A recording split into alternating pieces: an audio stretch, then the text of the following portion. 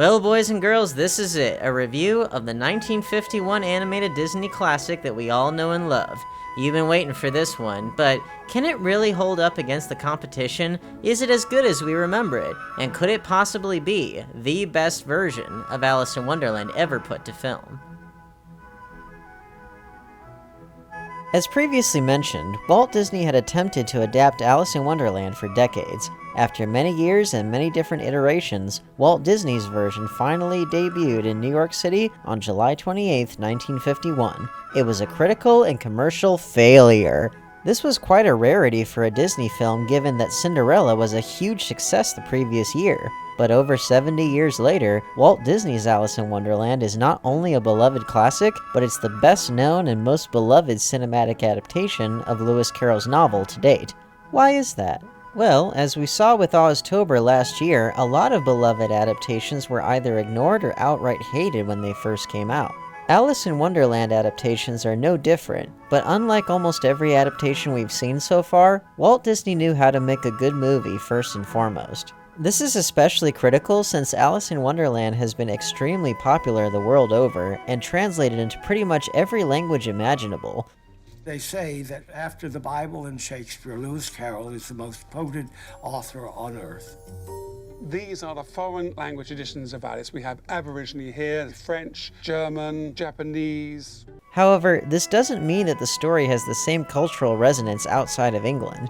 Most people have at least heard of the story and might pick up on a reference or two, but it's not as ingrained in American culture as The Wizard of Oz is, and this makes sense. The Wizard of Oz has always been so uniquely American. It's about a poor, rural, Midwestern girl going on a fantastical journey through big, wide-open spaces. Oz is an obvious analog to the American frontier. Conversely, Alice in Wonderland is heavily rooted in Victorian English culture and humor. The story is relatively small scale and is kept confined to the kinds of gardens and interiors that an aristocratic English girl might have encountered in the 1860s. Plus, a lot of the references, critiques, and satirical elements might be lost on people who were not English themselves or were not alive at the time that the book was written. Get on with it. Yes, get on with it.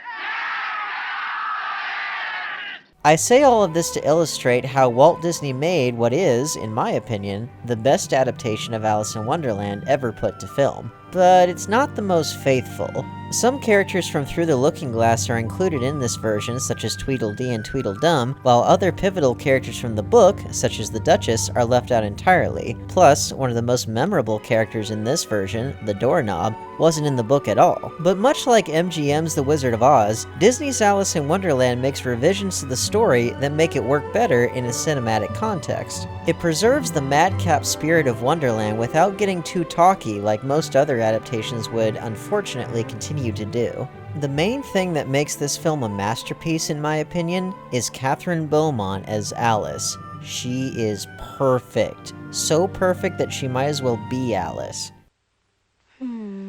Better look first, for if one drinks much from a bottle marked poison, it's almost certain to disagree with one sooner or later.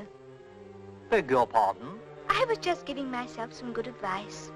But She's curious, courteous, imaginative, and polite, but she has her limits and she fights back when she needs to. Beaumont knew how to give Alice just the right blend of intelligence, heart, courteousness, and just plain adorability. Not only did she do the voice of the character, but she was the live-action reference for the animators and actually performed the character as well. She didn't do it just for the film either. She played Alice in various live-action TV specials that Walt Disney hosted. In my opinion, Catherine Beaumont brings Alice to life just as much as Judy Garland did for Dorothy Gale. The other actors are extremely well cast as well, especially Ed Wynn as the Mad Hatter. If you have the time, definitely check out the live-action reference footage for the unbirthday party sequence. Ed Wynn's improvisations in the rehearsals actually made it into the final cut. Butter!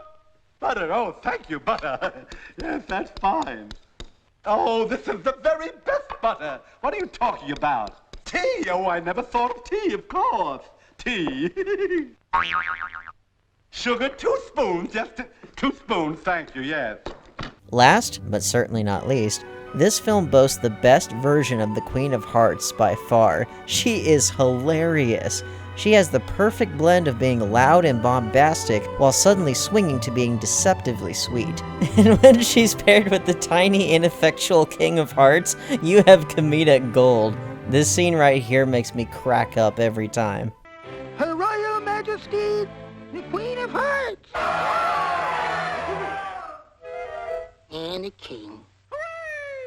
Speaking of comedy, this film was made during that period in Disney animation when slapstick comedy and cartoony antics were at their zenith. Nowhere is this mastery of the art of slapstick more apparent than in this film and Peter Pan, which came out 2 years later and had much of the same cast and crew as Alice in Wonderland. These two films were by far the funniest during Disney's classic period. The energy level is extremely high and there's never a dull moment. Now, it's worth mentioning that a lot of Lewis Carroll purists didn't like this film when it came out. They said it cheapened the sophistication of Carroll's writing, and they didn't appreciate the changes to the story. That's a fair criticism, but unlike a lot of adaptations that would come later, this one does endeavor to do justice to the source material while still making it work as a film. And as I've mentioned before, a lot of what makes an Alice in Wonderland adaptation sink or swim is how the story is framed. That's where this version really shines. This version starts out like the book did, with Alice sitting by the riverbank with her older sister.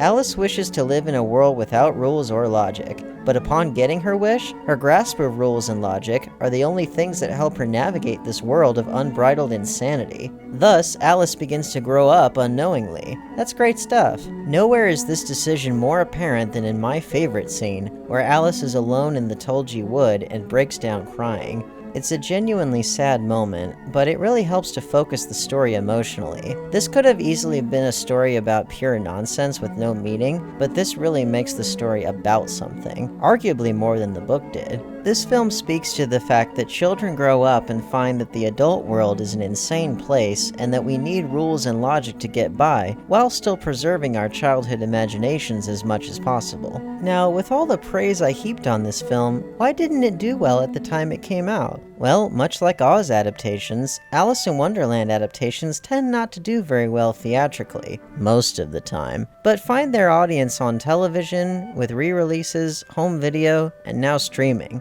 I also think that the film was a bit too, psychedelic for 1951. I mean, look at this imagery used in the climax. There's no other word for it. This was psychedelica about 15 years before such a concept entered the mainstream. If you're a Lewis Carroll purist, this may not be your favorite version, but I think it's a perfect way to introduce new generations to the story in a way that does justice to the source material in a cinematic context. It's a hilarious time, it's such a fun, rewatchable movie, and look at this animation. This was stunning for the time and still today. So yeah, the 1951 version really is as good as its reputation would lead you to believe. So good, in fact, that we should just end the month right here, right? For you see, more adaptations would come along in the decades to follow, and some of those adaptations took the source material into all kinds of amazingly original directions. I'm really pumped for what the rest of this month has to offer. I mean, it can only go up from here, right? I don't care if you smile or not. You promised to show me Paris, and if you don't, I won't eat any of your silly cheese at all. Oh, shit.